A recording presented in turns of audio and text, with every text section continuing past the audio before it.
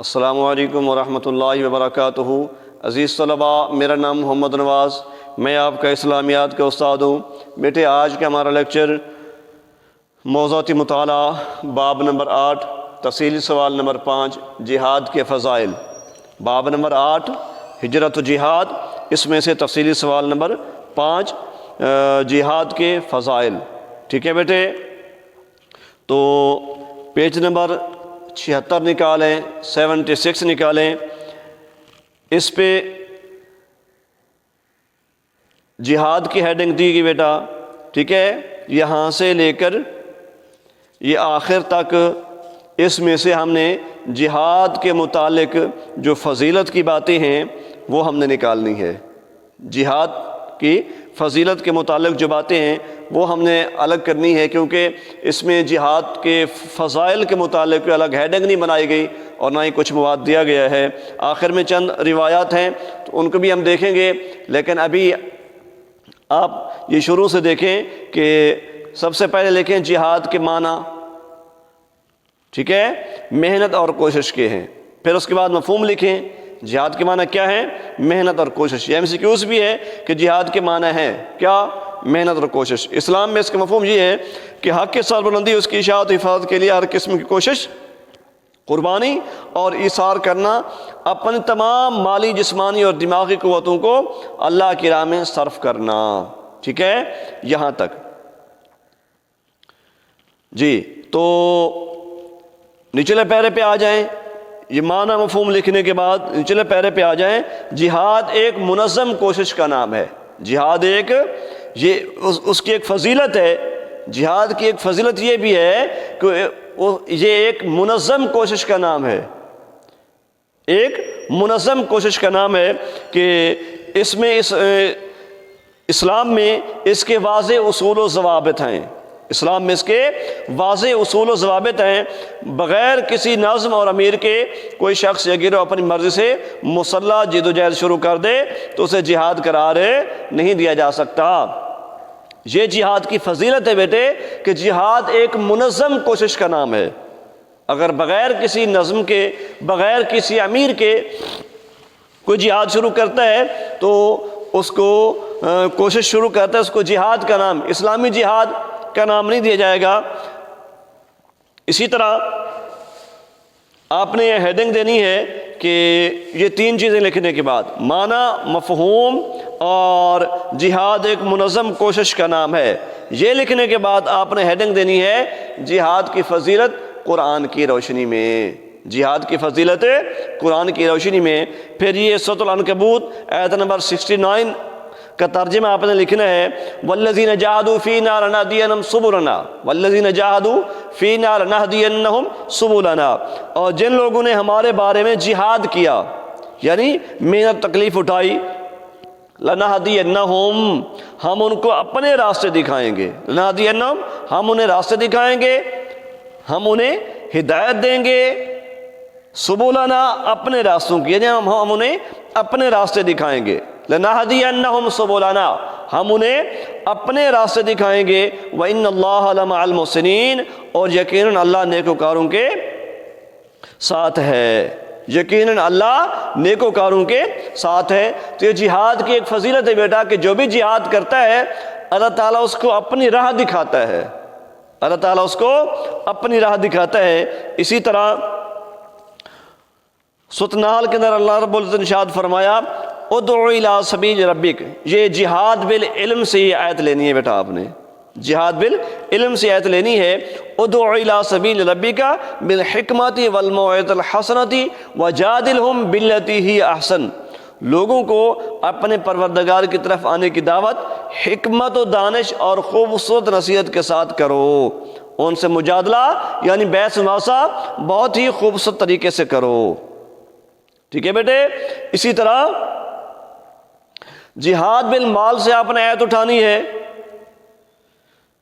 والذین آمنوا وہاجروا وجاہدوا فی سبیل اللہ باموالہم وانفسہم اعظم درجۃ عند اللہ، جو لوگ ایمان لائے اور جنہوں نے ہجرت کی اور اللہ کے راستے میں اپنے مالوں اور اپنے جانوں سے جہاد کیا، یہ لوگ اللہ کے پاس نہایت بلند مرتبے پر فیض ہیں۔ جہاد کی فضیلت ہے کہ جو بندہ جہاد کرتا ہے اللہ اس کو بلند مرتبہ عطا فرماتا ہے۔ تو اس آیت کا ترجمہ بھی آپ نے جہاد کی فضیلت میں نوٹ کرنا ہے۔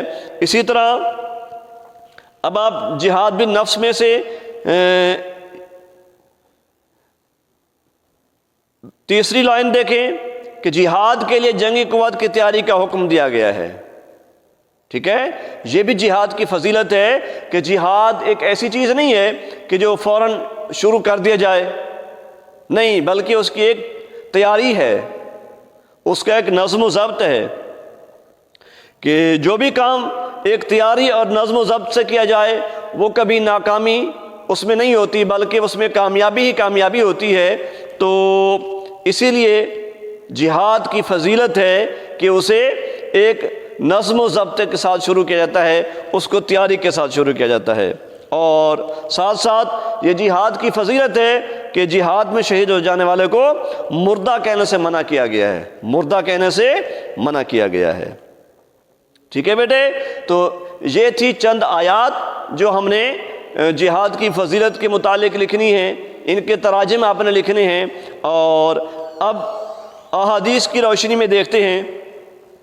ٹھیک ہے بیٹا،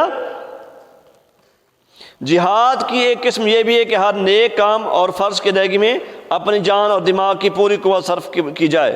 ایک مرتبہ عورتوں نے جہاد کی اجازت چاہی تو رسول اللہ صلی اللہ علیہ وسلم نے فرمایا کہ تمہارا جہاد حج مبرور ہے، تمہارا جہاد حج مبرور ہے۔ ٹھیک ہے، تو یہ بھی ایک جہاد کی فضیلت ہے بیٹا کہ عورتوں نے جب جہاد کی اجازت مانگی تو نبی علیہ الصلوۃ والسلام نے انہیں حج مبرور فرما کے جہاد کی فضیلت فرما دی۔ اور اسی طرح ایک صحابی جہاد میں شرکت کے لیے آئے تو آپ صلی اللہ علیہ وسلم نے پوچھا کیا تمہارے ماں باپ ہیں؟ تو اس نے عرض کی جی ہاں یا رسول اللہ صلی اللہ علیہ وسلم، میرے ماں باپ ہیں۔ تو نبی علیہ الصلوۃ والسلام نے فرمایا ان کی خدمت کر کے تم جہاد کا ثواب کما سکتے ہو۔ یعنی جہاد ایک ایسا عظیم کام ہے کہ جو بنفس نفیس اس میں جائے گا اس کو بھی ثواب ملے گا، اور اس جہاد کو پانے کے اور بھی بہت سے ذرائع ہیں، جہاد کی مثل ثواب پانے کے اور بھی بہت سے ذرائع ہیں، جیسے ماں باپ کی خدمت۔ تو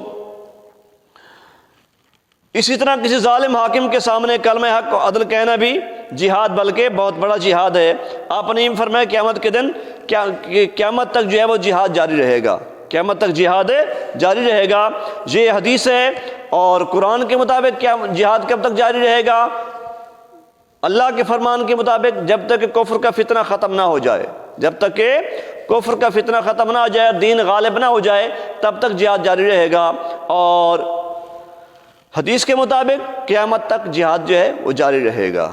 ٹھیک ہے، پیارے آقا کریم صلی اللہ تعالی وسلم کا فرمان ہے اذا تبایعتم بالعینۃ ورضیتم بالزرع واخذتم اذناب البقر وترکتم الجہاد، کہ جب تم بیعینہ کرنے لگ جاؤ اور کھیتی باڑیوں میں مشغول ہو جاؤ اور بیلوں کی دمیں پکڑ کے خوب ہل چلاؤ اور جہاد کو چھوڑ دو، تو فرمایا سلط اللہ علیکم ذلا، اللہ تعالیٰ تم پر ذلت مسلط کرے گا، لا ینزعو، جو کبھی ختم نہیں ہوگی، حتی ترجعوا الی دینکم، یہاں تک کہ تم واپس دین کی طرف آ جاؤ، یعنی جہاد کی طرف آ جاؤ۔ ٹھیک ہے بیٹے، اسی طرح اللہ رب العزت نے سورۃ انفال میں ارشاد فرمایا وما تنفقوا من شیء فی سبیل اللہ، جو کچھ بھی تم اللہ کے راہ میں خرچ کرو گے یوفی الیکم، اس کا پورا پورا تم کو اجر دیا جائے گا، وانتم لا تظلمون، اور ذرا برابر بھی نقصان نہیں کیا جائے گا، ذرا برابر بھی نقصان نہیں کیا جائے گا۔ اسی طرح پیارے آقا کریم صلی اللہ تعالی وسلم کا فرمان ہے کہ قیامت کے دن جو گھوڑا اللہ کی راہ میں نکلا اس کی لید کا بھی جو ہے نیکیوں کے پلڑے میں اس کو تولا جائے گا، اس کے فضلے کو تولا جائے گا اور اس کا بھی ثواب شامل ہوگا۔ ٹھیک ہے بیٹے، اللہ رب العزت نے کیا ارشاد فرمایا کہ وما تنفقوا من شیء فی سبیل اللہ یوفی الیکم وانتم لا تظلمون، کہ جو کچھ بھی تم راہ خدا میں خرچ کرو گے اس کا تم کو پورا پورا اجر دیا جائے گا۔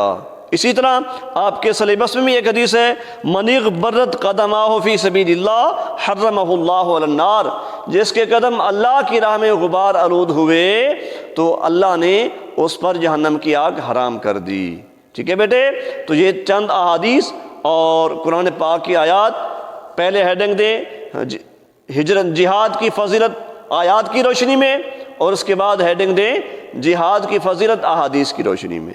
ٹھیک ہے بیٹا، یہ بھی نبی علیہ السلام کا فرمان ہے کہ تیر بنانے والا، چلانے والا، پکڑانے والا، یہ سارے جنتی ہیں، یہ سارے جہاد کے فضائل ہیں بیٹا۔